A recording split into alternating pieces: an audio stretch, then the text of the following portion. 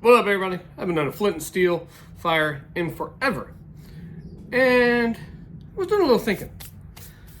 One of the things that is time consuming when it comes to flint and steel is getting your bird's nest together. And also, you might not always have jute twine with you. So I got to thinking, I wonder if like cotton balls and cotton pads could work. Alright. Got some of these cotton round things from the dollar store. Got two of them here.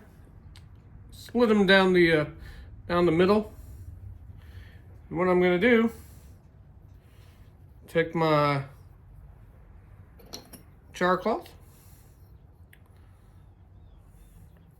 take my striker, and we're going to see if it'll go. I don't know if I have it on a good spot.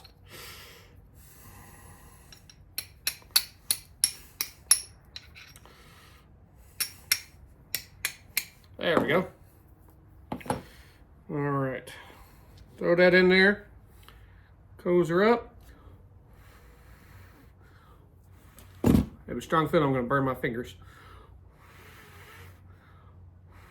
Ooh, did I stuff you up? Nope.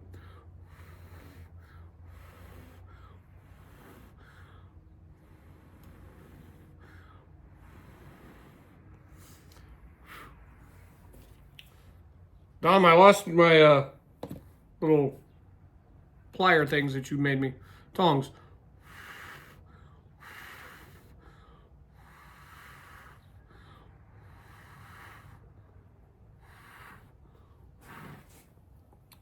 I'm gonna do it this way. I don't want to burn myself, even though I don't have my hat on.